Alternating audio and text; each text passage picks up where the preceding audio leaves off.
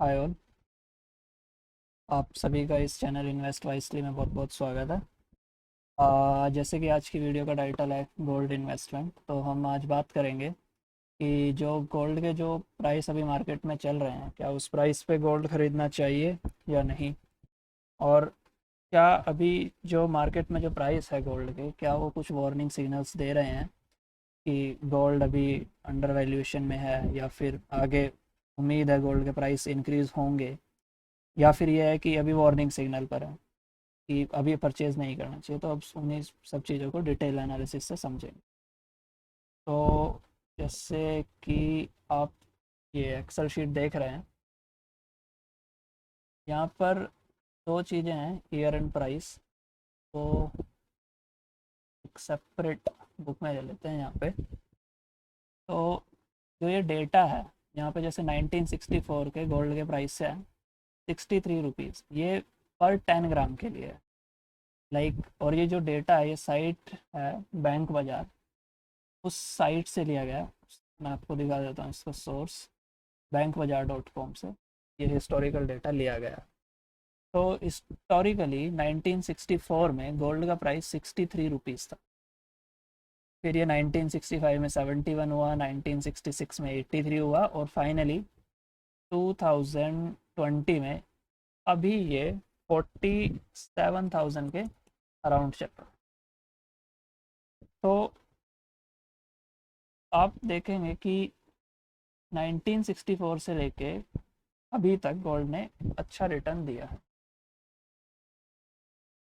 63 rupees का जो पर 10 ग्राम गोल्ड मिलता था 1964 में, 2020 में वही 47,000 के आसपास है अभी। और 2020 में तो शेयर मार्केट डाउन था, इस वजह से 55,000 पर 10 ग्राम तक चला गया था 24 कैरेट गोल्ड।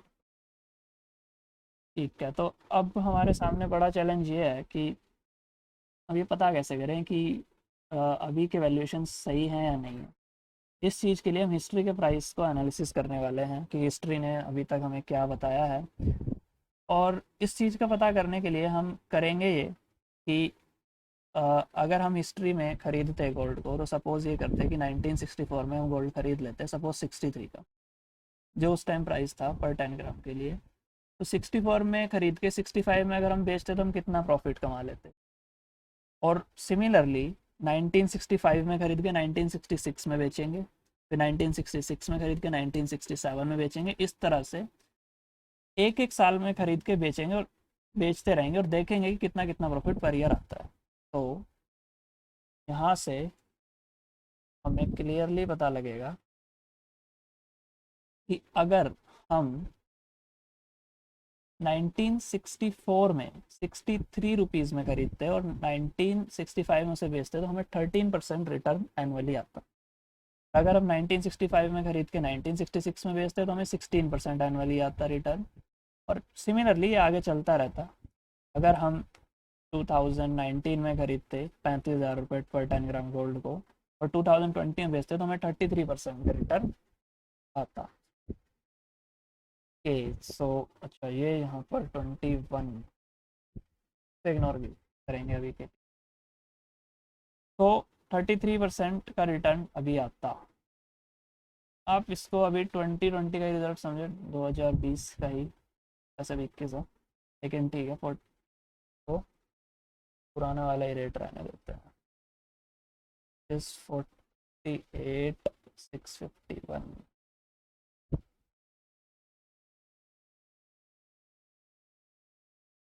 तो 38% का रिटर्न आता है। तो अब हमने ये देखा कि अगर हम एक साल गोल्ड को होल्ड करते हैं, तो हिस्ट्री में बहुत सारे सिनेरियोज हुए हैं। कभी तो हिस्ट्री ने 58% रिटर्न दिया है, और कभी हिस्ट्री ने -20% रिटर्न दिया है। तो अब क्वेश्चन ये है कि पता कैसे लगेगा कि हमें कौन सा रिटर्न मिलने वाला है अगर हम 2021 में खरीद के 22 में बेचते हैं। ये तो बहुत वॉलेटाइल है, कभी 40% रिटर्न आ रहा है, कभी 58 आ रहा है, कभी नेगेटिव रिटर्न भी आ रहा है। 1982 में रिटर्न नेगेटिव भी रहे हैं। तो अभी ये चीज़ समझना है, जब चीज़ें इतनी वॉलेटाइल होने लग जाती हैं, तो एक कॉन्सेप्ट यूज़ करते हैं हम, एवरेजिंग। 19 अभी हम कोशिश ये करेंगे कि मैं एक और कॉलम इंट्रोड्यूस कर लेता हूँ, 5 ईयर एवरेज।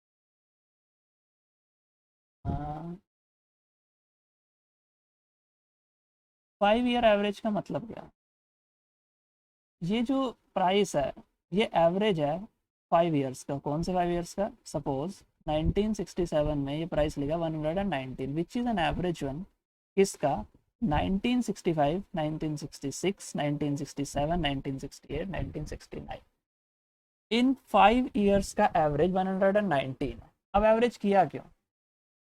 रीज़न, ये प्राइस है सॉरी, रीज़न सिंपल ये रहा कि इन 5 ईयर्स का एवरेज करने का रीज़न ये है कि कभी भी जो ईयरली प्राइसेस होते हैं उसमें फ्लक्चुएशंस आते हैं। यहाँ पे हम देखेंगे कि कभी तो प्राइस 71 है, यहाँ पर 176 होगा। तो हो सकता है कि स्पेक्यूलेशन हुआ। स्पेक्यूलेशन हिंदी में बोल सकते हैं आप सट्टेबाजी। कि हो सकता है कि जिस तरह 2020 में आप कह सकते हैं सट्टेबाजी हुई थी, अचानक से गोल्ड का प्राइस इतना बढ़ना ठीक नहीं है। तो इसको अवॉइड करने के लिए हम यहाँ पे 119 लेते। सपोज अगर मैं यहाँ पर 102 ही ले लेता तो ये एक फेयर तरीका नहीं होता गोल्ड को मेज़र करने का, उसकी प्राइस में, क्योंकि हो सकता है कि यहाँ पर स्पेकुलेशन ना हुआ हो, कम हुआ हो, या फिर डिग्रेडेशन में रहा हो, और यहाँ पे स्पेकुलेशन बहुत ज़्यादा हुआ। तो इस चीज़ को कम करने के लिए, मिनिमाइज करने के लिए हमने 5 ईयर एवरेज का यूज़ किया। द बेंजामिन ग्राहम की द इंटेलिजेंट इन्वेस्टर बुक में 3 ईयर एवरेज को यूज़ करते हैं। 3 ईयर एवरेज यूज़ करना ठीक है, बट अपना अपना टेस्ट है, तो मैं प्रीफर करता हूँ कि 5 ईयर एवरेज हम यहाँ पर लेके चलते हैं। तो इन सब का एवरेज प्राइस 119 है। सिमिलरली 1968 में जो प्राइस यहाँ पे शो हो रहा है 5 ईयर एवरेज, वो एक्चुअल में 1966 से 1970 तक का 5 ईयर एवरेज है। सिमिलरली यहाँ पर जो प्राइस शो हो रहा है 34,720 रुपीज़ 2018 में, वो 5 ईयर एवरेज है 2016 से 2020 तक का। अब यहाँ पर हम 5 ईयर एवरेज ले नहीं सकते क्योंकि हमें 21, 22, 23 के प्राइसेस नहीं पता, वो फ्यूचर के पास है। तो हमने 5 ईयर एवरेज निकाल लिया, समझ लिया 5 ईयर एवरेज आखिर क्यों निकाला। अब मैं ये मान के चल रहा हूँ कि हम जो गोल्ड की इन्वेस्टमेंट करेंगे वो मिनिमम 10 ईयर्स के लिए हम पैसे को होल्ड रहने देंगे। मतलब कि अगर आज हमने गोल्ड खरीदा तो हम उसको 1 साल बाद नहीं बेचेंगे, हम उसको मिनिमम 10 साल के बाद बेचेंगे। तो इसी तरह से मैं एक और कॉलम इंट्रोड्यूस करता हूँ, 10 ईयर इंटरेस्ट रेट। ये देखिए, तो अब यहाँ पे ये क्या शो करता है कि अगर हम 1967 में गोल्ड परचेज करते और 1977 में उसको सेल करते तो हमें compounded annual return, mark my words, compounded annual return 17.85% का आता। अब ये compounded rate of interest, annual interest होता क्या है के लिए समझते हैं। सपोज 100 रुपये हैं, 100 रुपये पे 10% आपको सिंपल इंटरेस्ट मिलता है, तो वो आपका प्रिंसिपल के साथ जो अमाउंट होता है 110 रुपीज़ हो जाता है। और अगेन 110 का 10% मिलता है, तो ये अमाउंट लगभग लगभग 11 रुपीज़ इंटरेस्ट 121 हो जाता है। ये कंपाउंडेड में 121 होता है, और सिंपल में 100 का 10%, ये 10, 110 एंड 100 का अगेन 10% ही लगता है, तो टोटल 120 होता है। तो यहाँ पर कंपाउंडेड में जो रेट होता है वो इंटरेस्ट पे इंटरेस्ट लगा के हिसाब दिया जाता है। तो कंपाउंडेड हमने ये देखा कि कंपाउंडेड रेट ऑफ जो इंटरेस्ट आया 1967 में अगर खरीदते और 1977 में बेचते 10 साल बाद, तो हमें 17% का कंपाउंडेड एनुअल रिटर्न आता।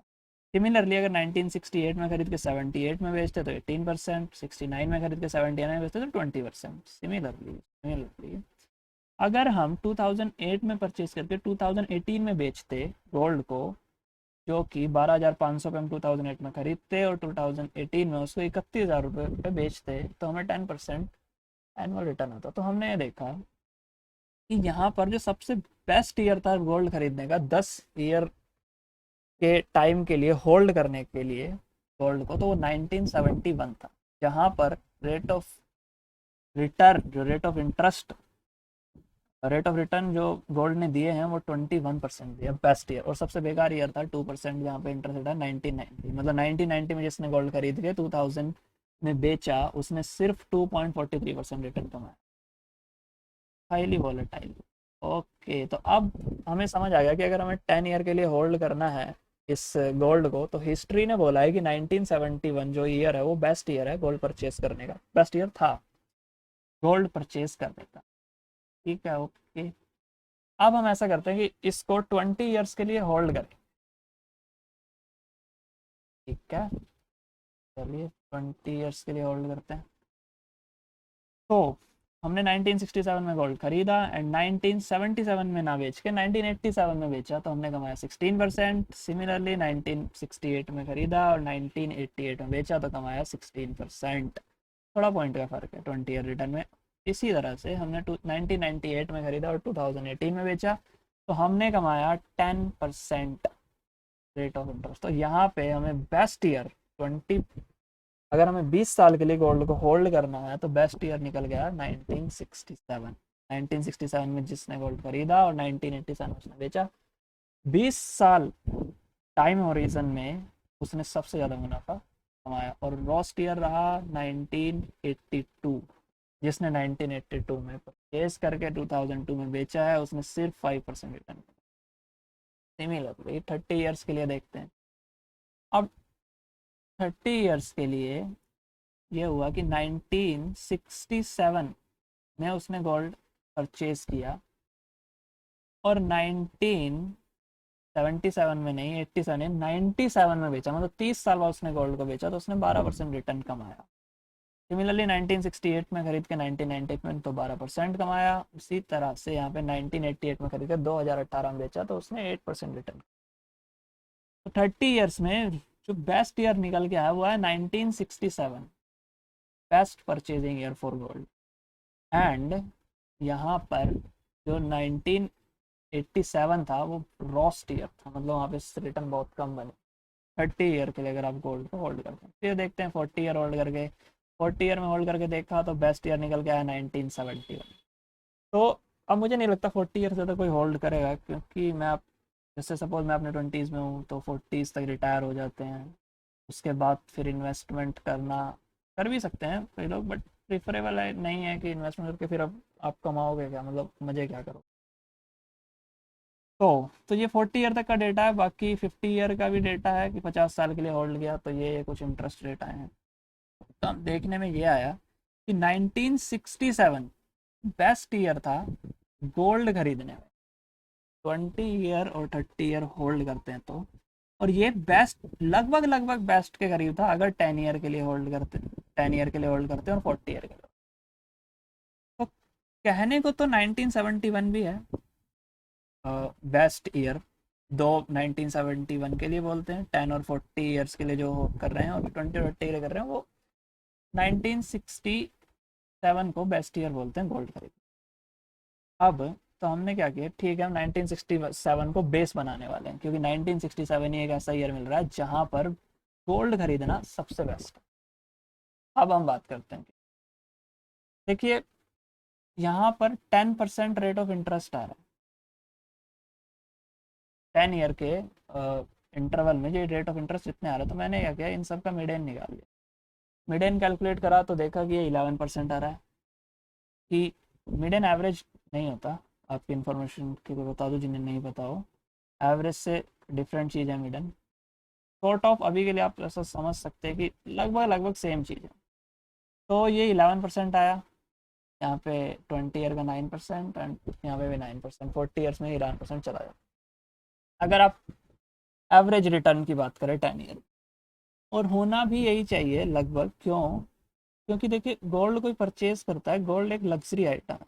तो जैसे जैसे लोगों की सैलरी इंक्रीज होती है, सैलरी इंक्रीज 10% से होती है, तो वैसे वैसे उनकी लग्जरी आइटम के जो एक्सपेंसिव है वो भी इंक्रीज होते हैं। इसीलिए 10% एक आइडियल रेट होता है कि ठीक है गोल्ड 10% से इंक्रीज करेगा। तो हमने क्या किया कि गोल्ड का पी निकाला 1967 में, प्राइस था 119, which is not actual price, actual ये एक एवरेज प्राइस है 119, जो कि एवरेज था इन सभी ईयर्स का, ताकि हम स्पेकुलेशन को अवॉइड करें। तो अभी के लिए आप बोल सकते हैं कि ठीक है 1967 में प्राइस 119 था। तो अगर ये प्राइस 1967 में था, जो कि बेस्ट ईयर था गोल्ड खरीदने के लिए, वो अभी हमने पिछले शीट में देखा, अभी तक देखा, तो और हमें पता है कि रेट जो 10% से इंक्रीज होता है गोल्ड के प्राइस का।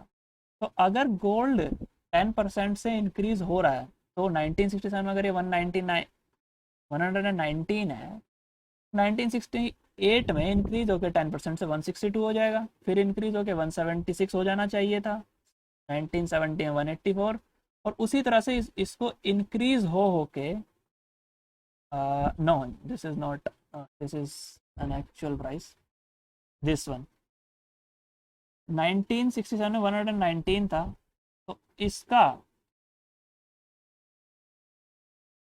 मिनट, हाँ, तो इसको 10% इंक्रीज होकर 130 होना चाहिए था, फिर उसको इंक्रीज होकर 143 हो जाना चाहिए था, 10% इंक्रीज होकर फिर 10% इंक्रीज 158, और ये प्राइस 2021 में 20,452 होना चाहिए था।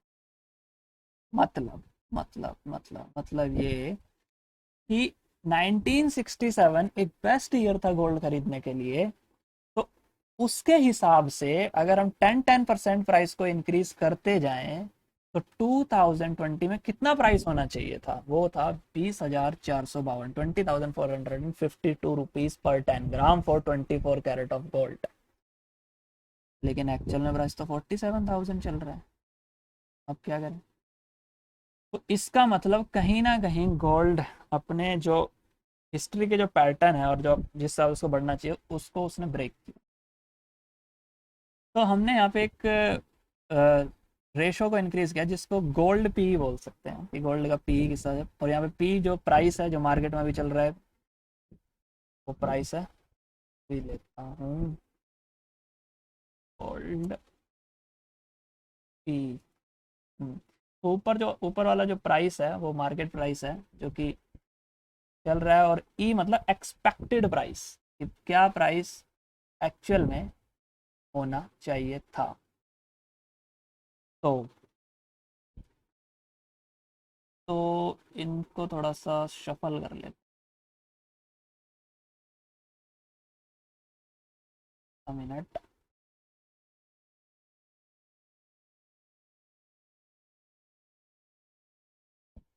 राइट, तो प्राइस एक्चुअल में जो था वो 119 था, और यही बेस्ट ईयर था, तो हम उसी टाइम खरीदते 119 के प्राइस में ही। तो ये गोल्ड पी का रेशो आता 1।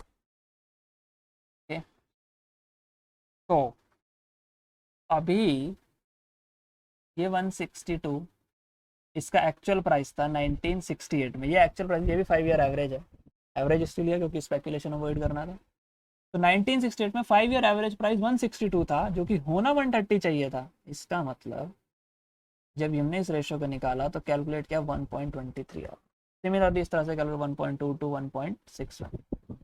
तो यहाँ से हमें एक आइडिया मिला कि 1967 जो कि एक बेस्ट ईयर था गोल्ड खरीदने के लिए, उसके हिसाब से यहाँ पर प्राइस 130 होना चाहिए था, लेकिन हुआ 162। तो ये रेशो आया 1.23 निकल।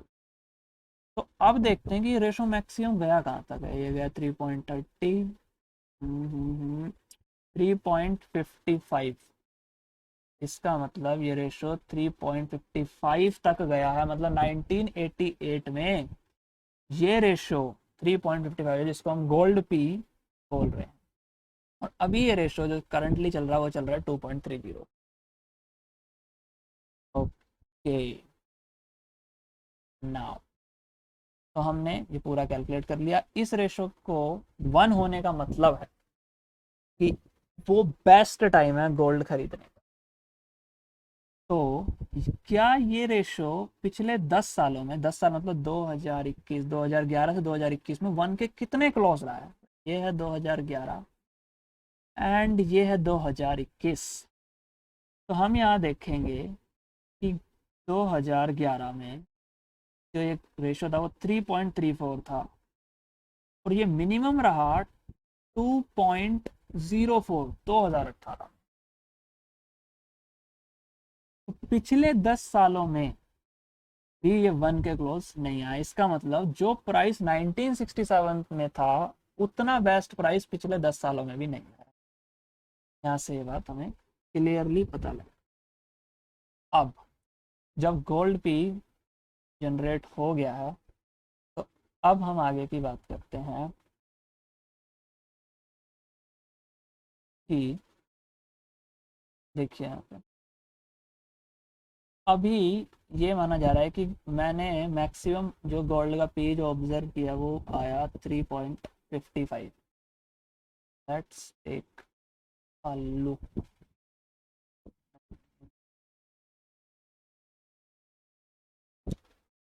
जो कि बहुत बेकार पी था।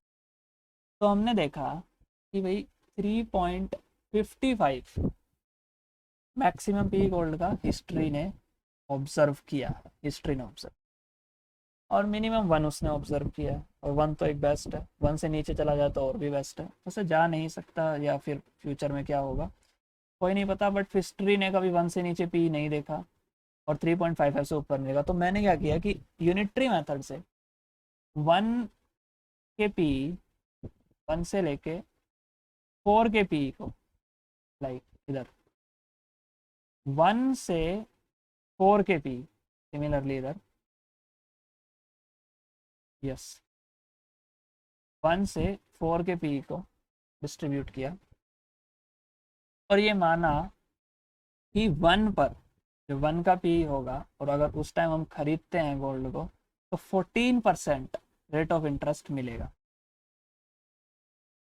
अब ये 14% क्यों एज्यूम किया जबकि यहाँ पे रेट ऑफ इंटरेस्ट हमने 10% एज्यूम किया था? रीज़न ये है कि वो एक एवरेज रेट ऑफ इंटरेस्ट था और 1967 एक बेस्ट ईयर था गोल्ड खरीदने के लिए। 1967 यस, ये एक बेस्ट ईयर था गोल्ड खरीदने जहाँ पे रिटर्न उसने 20 ईयर के लिए 16% रेट ऑफ इंटरेस्ट दिया और 30 ईयर के लिए 12% रेट ऑफ इंटरेस्ट दिया था। तो कहीं ना कहीं इस दोनों का मैंने एवरेज लिया कि ठीक है जब हम बेस्ट ईयर में खरीद रहे हैं तो इसका एवरेज कितना हो, तो हमने कहा ठीक है 14 के आसपास रहा। तो मैंने क्या किया कि यूनिटरी मेथड से 1 का पी 1 और से लेके 4 तक गया, मैक्सिमम वो 3.55 तक है, तो बट ठीक है। और मार्जिन ऑफ सेफ्टी को इंक्रीज करने के लिए कि जो हम इन्वेस्टमेंट कर रहे हैं हम गलत भी हो सकते हैं, एक मार्जिन लेने के लिए हमने कहा ठीक है गोल्ड 4 तक चला जाएगा। ओके, जब गोल्ड 4 तक चला गया तो मैंने एज्यूम किया कि 1 का जब पी होगा उस टाइम जो रेट ऑफ रिटर्न होगा वो 14% होगा और जो 4 का जो पी होगा उस पर मिनिमम रिटर्न जो कि 6% यहाँ पर देखने को मिला 20 ईयर में मिनिमम 5.54 एंड 30 ईयर के लिए 8.40। तो इन दोनों का एवरेज किया तो ठीक है 6 के आसपास मान लिया कि मिनिमम जो रिटर्न है वो 6% होगा। तो जो गोल्ड का रिटर्न है वो वेरी करेगा बेस्ट ईयर 1967 के अकॉर्डिंग 14% से 6%। तो मैंने कहा अगर आप 1 पे परचेज करते हो गोल्ड पी 1 पे तो 14% रेट ऑफ इंटरेस्ट आपको मिल जाएगा फ्यूचर में, हिस्ट्री को मद्देनजर रखते हुए। और अगर ये 1.15 आ जाता है तो आपको 13.6 1.3 पे। तो सिमिलरली जब आप 4 के पी पे परचेज करते हैं तो आप 6% से ज़्यादा एक्सपेक्टेड रिटर्न गोल्ड से एज्यूम कर ही नहीं सकते। लेकिन 6% के रिटर्न के लिए हम गोल्ड में क्यों इन्वेस्ट करेंगे भाई, जबकि 7% रेट ऑफ इंटरेस्ट तो एफडी में ही है। तो 7% जब एफडी में ही है तो 6% के लिए गोल्ड में क्यों जाएंगे? तो हम गोल्ड के पी 4 पर इन्वेस्ट नहीं करेंगे क्योंकि long term 20 year 30 year rate of return सिर्फ 6% है और एफडी में 7%, एफडी में 7% है। तो डेफिनेटली एफडी ज़्यादा सेफ है गोल्ड से। पैसा आपको कभी भी आपके हाथ में मिल जाएगा, पैसे की वैल्यू डाउन नहीं हो सकती, ये एक श्योरिटी है। तो हम एफडी में जाएंगे तो सीधी सी बात है भाई, एफडी में जाएंगे तो इसका मतलब है हम 6% के लिए तो नहीं जाएंगे, हम 7.2% के लिए जाएंगे, मिनिमम 7.2%। 7% के लिए भी क्यों जाए, क्यों? क्योंकि अगर जब क्यों नहीं जाएंगे 7% के लिए, क्योंकि अगर आप गोल्ड में डाल रहे हैं गोल्ड के साथ एक रिस्क एसोसिएट है। अगर रिस्क एसोसिएट है तो अगर आपको उसका रिवॉर्ड नहीं मिलेगा, उस रिस्क का रिवॉर्ड नहीं मिला तो उसका फ़ायदा क्या हुआ? अगर आपने सपोज कीजिए कि 3.55 पी गोल्ड पी पे आप परचेज कर लेते हैं गोल्ड को, तो अगर आपने 3.55 पी पर गोल्ड को परचेज किया और रिटर्न कमाया 7.2% 20 ईयर 30 ईयर में, तो क्या बेनिफिट हुआ? क्योंकि 7% तो एफडी दे रहा है, 7% एफडी देता है आपको, तो उसका कोई बेनिफिट नहीं है। तो अब हुआ ये कि हमें रिवॉर्ड चाहिए और मिनिमम मैंने रिवॉर्ड लाइक मिनिमम हमें 20% रिवॉर्ड तो चाहिए ही चाहिए। तो ठीक है, तो मैंने कहा कि ठीक है भाई 7% एफडी में देते हैं तो 20% रिवॉर्ड चाहिए। तो भाई मिनिमम 8.4% तो रिटर्न हमें चाहिए गोल्ड से। 8.4% रिटर्न आपको 3.1 के पी पे मिलता है। इसका मतलब नेट टू नेट ये है कि आप 3.1 से ऊपर पी अगर चला जाता है तो आप इन्वेस्ट नहीं करेंगे। गोल्ड में आप इन्वेस्ट नहीं करेंगे अगर 3.5 3.1 से पी गोल्ड का ऊपर निकल जाता है। तो रीज़न सिंपल है, क्योंकि उससे ज़्यादा रिटर्न तो आपको एफडी में ही मिल जाएंगे।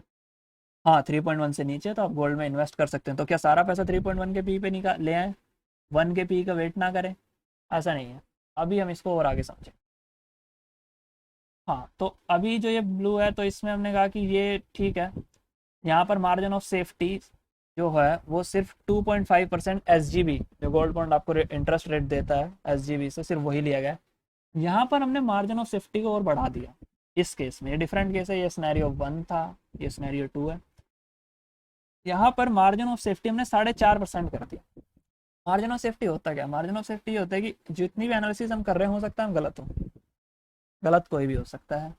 तो अगर मार्जिन ऑफ सेफ्टी इसीलिए रखा जाता है, हो सकता है हम 4.5% से गलत हो, तो ऑलरेडी हम 4.5% तो मान के चल रहे हैं हम गलत है गोल्ड के रिटर्न में 14% के। तो मैंने कहा कि ठीक है 2.5% रिटर्न तो एसजीबी से आएगा, 14% आना चाहिए था, तो ठीक है हम 12% पे आ जाता है कि भाई 2% मार्जिन ऑफ सेफ्टी, 14% मान लो इन केस नहीं आता है तो ठीक है 12% आना चाहिए। तो अब हमने क्या किया, जो गोल्ड का जो पी था जो कि 1 से लेके 4 के बीच में वेरी कर रहा था, उसको हमने रेट ऑफ इंटरेस्ट में डिवाइड किया, जो कि वेरी कर रहा है अब 6% से लेके 12% तक। ठीक है, पहले 14% तक था, 12% तक, 2% मार्जिन ऑफ सेफ्टी दोबारा कंसिडर किया गया। यहाँ पे भी सेम फंडा अप्लाई होगा कि अगर हमें मान लीजिए कि गोल्ड में रिटर्न आता है 7.2%, तो क्या फ़ायदा, 7% तो एफडी में है, तो मिनिमम हमको 8.4 रिटर्न चाहिए, 20% तो रिटर्न चाहिए एफडी से ज़्यादा ऊपर इतने लंबे टाइम के लिए, तो हमें 8.4% रिटर्न ज़्यादा चाहिए। इसका मतलब अगेन जो गोल्ड का जो पी है 2.8, उससे ऊपर इन्वेस्ट नहीं करेंगे आप। पहले ये 3.1 था, जो कि थोड़ा एग्रेसिव इन्वेस्टर्स हैं वो कंसिडर कर सकते हैं इसको, लेकिन आपको बिल्कुल ही सेफ साइड चलना है तो 2.8 तो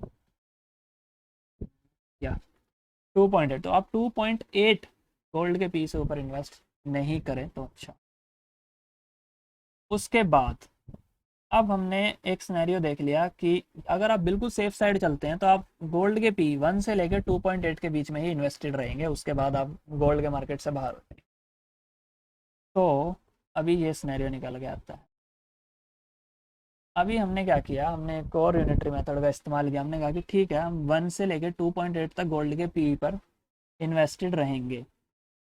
तो 2.8 पर हमारी इन्वेस्टमेंट कितनी होनी चाहिए? सिंपल है, जब 1 होनी चाहिए तो आपकी इन्वेस्टमेंट मैक्सिमम हो जानी चाहिए, विच मीन्स 100%। अब ये 100% इन्वेस्टमेंट का मतलब ये है कि सपोज आपके पास गोल्ड में, स्पेसिफिकली गोल्ड में इन्वेस्ट करने के लिए, mark my words, specifically gold में इन्वेस्ट करने के लिए 100 रुपये हैं। तो आप जब गोल्ड का पी अगर आपको मार्केट से 1 का मिल जाता है, मार्केट में अगर 1 का पी आ जाता है गोल्ड का, तो आप 100 रुपये उस मोमेंट पे डाल देंगे। तो क्या हम 1 के लिए वेट करें कुछ भी ना डालें? ऐसा बिल्कुल नहीं है। अगर मार्केट का पी सपोज 2.71 है तो आप उस पर 5% इन्वेस्ट कर दीजिए। अगर उस पर अगर वो गिर के 2.62 है तो आप 5% और इन्वेस्ट कर दीजिए। इसका मतलब आप 10% गोल्ड में ले आइए। 100 रुपये जो स्पेसिफिकली गोल्ड के लिए थे, अब आप उसका 10% इन्वेस्ट कर रहे हैं, मतलब कि 10 रुपये, 10 रुपये आप इन्वेस्ट कर चुके हैं, आपके पास बचे 90 रुपये। गोल्ड का प्राइस और गिरा, आप और इन्वेस्ट हो जाइए 15%, मतलब कि 5% और, तो मतलब कि आपने 5 रुपये और डाल दिए। 2.4 और गिर रहा है गोल्ड, और 5 रुपये डाल दिए। इस तरह से गोल्ड का पी आ गया 1, तो आपने 100 के 100 रुपये गोल्ड में कर दिए। तो यही आज फिलोसफी था। अब हम बात करेंगे समरी की, कि एक्चुअल में जब इतनी सारी मैथमेटिक्स और कैलकुलेशन हो गई तो एक्चुअल में समरी क्या है इसकी। यस, तो उससे पहले एक एक्सरसाइज करते हैं। यस, तो अभी हम पता लगाते हैं कि गोल्ड का एक्चुअल नंबर। तो इस शीट से रेफर करते हैं कि यस, तो गोल्ड पी निकालते हैं। गोल्ड पी, तो इसका मतलब तुम्हें पता है, market price divide by expected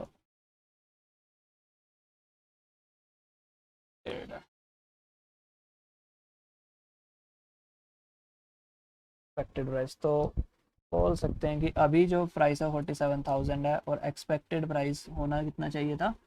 अगर 1967 के अकॉर्डिंग देखा जाए तो इसका प्राइस 20,452 होना चाहिए, 20,452।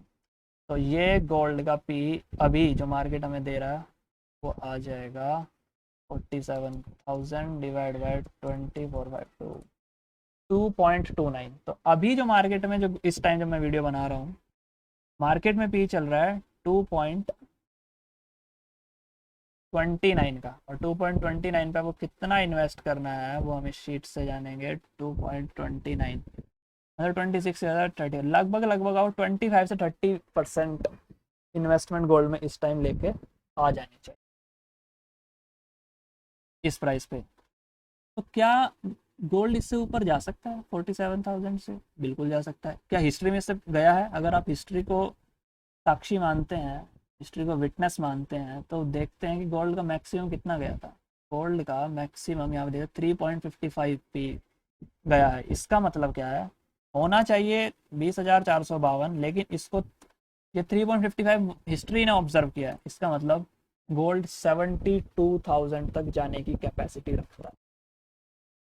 तो गोल्ड एक्चुअल में 20,452 से लेके जिसपे P1 आ जाता है से लेके 72,604 जिसपे P 3.55 आ जाता है तक फ्लक्चुएट कर सकता है। तो आपको कितने तक इन्वेस्टेड रहना है यहाँ पर? अगर आप बिल्कुल ही सेफ खेलना चाहते हैं तो आप मार्केट P 2.8 से ऊपर नहीं जाएंगे। इसका मतलब 43,000 मल्टीप्लाई 2.8,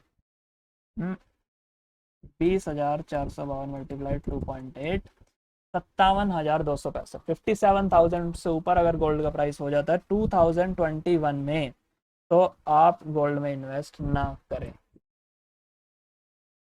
तो अब इस वीडियो को समराइज कर देते हैं कि एक्चुअल में इस वीडियो हमने क्या सीखा। ये कुछ ग्राफ है, ये जो इस तरफ का जो ग्राफ है ये उन लोगों के लिए जो एग्रेसिव खेलना चाहते हैं, ये उन लोगों के लिए जो सेफ साइड में रहना चाहते हैं। तो यहाँ पर जो है नीचे एक्स एक्सिस है, इसमें गोल्ड के पी लिखे हैं। जब P1 हो जाता है तो आपके इन्वेस्टमेंट को 100% कर देना है, और P जब 1 होगा तो उसमें प्राइस आ जाएगा 20,452 रुपये। यहाँ पे एक नोट है हल्का सा, गोल्ड का पी निकालने के लिए। गोल्ड पी निकलेगा कैसे? मार्केट प्राइस आप देख सकते हैं divide by expected price. Expected price 2021 के लिए 20,452 है। उसके बाद 2022 में ये 10% से इंक्रीज हो जाएगा।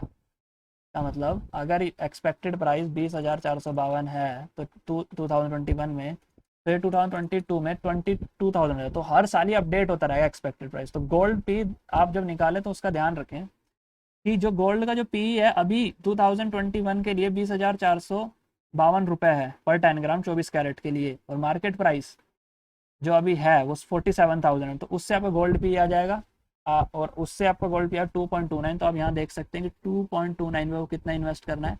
2.29 पे आपको 25 से 30% तक इन्वेस्टमेंट करनी है। तो ये था पूरा गोल्ड से रिलेटेड वीडियो। यूट्यूब पर कोई वीडियो मैंने देखा नहीं था गोल्ड इन्वेस्टमेंट से रिलेटेड, तो ये वीडियो बनाया। हो सकता है वीडियो थोड़ा लंबा है, हो सकता है क्या होगा ही लंबा।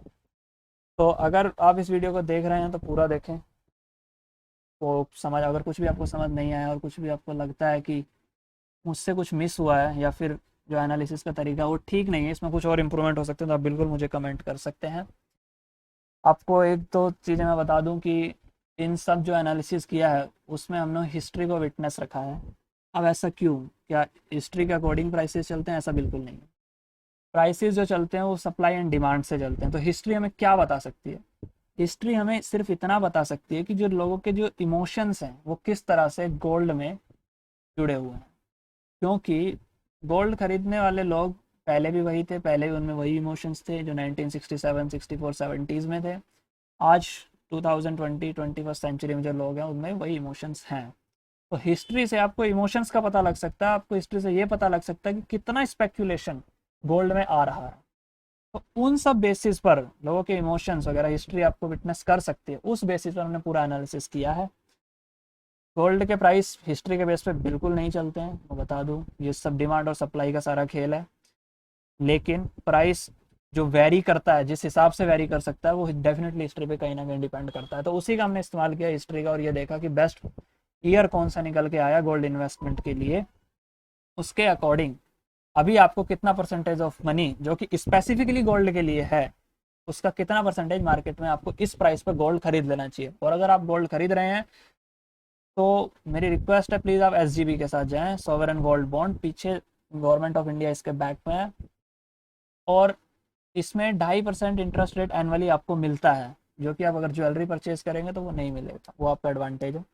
दूसरा, मैं आपको वार्निंग दे दूं कि ये कोई बाय एंड सेल का रिकमेंडेशन नहीं है, ये मेरी अपनी रिसर्च है और एनालिसिस है जो मैंने की है, और लगा मुझे यूट्यूब पे ऐसे कोई वीडियो थी नहीं तो इसको शेयर करना चाहिए। तो इस वीडियो से आपको ये तय नहीं करना है कि आपको गोल्ड इस प्राइस पे खरीदना है नहीं खरीदना है, बल्कि आपको बस ये वीडियो कुछ दिशाओं में सोचने के लिए आपको संकेत दे रही है कि आप इन दिशाओं में सोच सकते हैं गोल्ड इन्वेस्टमेंट की जब आप वैल्यूएशन कर रहे हैं, तो कि आपको गोल्ड में इस प्राइस पे लाना चाहिए नहीं चाहिए। बाकी सबका अपना अपना है, लोग सब अपने हिसाब से चल सकते हैं किस प्राइस पे उनको खरीदना है। ये कोई बाय सेल का रिकमेंडेशन नहीं है, ये वीडियो सिर्फ आपको अलग अलग डायरेक्शन में सोचने का एक तरीका दे रही है कि ठीक है, आप इस तरह से भी सोच सकते हैं।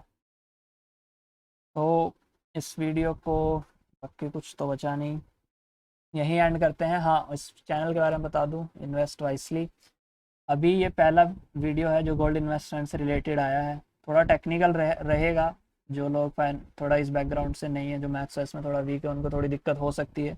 कुछ टर्म्स हैं, मिडेन, 5 year average, annual compounded interest rate, थोड़ी प्रॉब्लम होगी जो फाइनेंस बैकग्राउंड से नहीं है या जिनके पास मैथ का हल्का फुल्का टच नहीं है, उनको थोड़ी दिक्कत हो सकती है। उसके लिए समरी शीट है, वो इसको देख सकते हैं, वो बस मैथडोलॉजी समझ सकते हैं कि कैसे हमने पता लगाया है पूरी वीडियो में कि कौन सा ईयर बेस्ट है और कौन सा ईयर नहीं है, वो इस चीज़ को समझ सकते हैं। Next video super top up health insurance के ऊपर आएगा, जहाँ पर बहुत सारी companies, star, HDFC Ergo, Tata AIG, universal Sompo, national, oriental, जितने भी इंश्योरेंस कंपनीज हैं, मैक्स टू मैक्स हमने कोशिश किया कवर करके उन सब की जो पॉलिसी में, जो ब्रोशर में जो लिखी होती है डिटेल टर्म्स एंड कंडीशन, उनके ऊपर ब्रीफिंग होगा और ये आपको बताया जाएगा कि कौन सा बेस्ट मार्केट में आपको मिल रहा है super top up health insurance.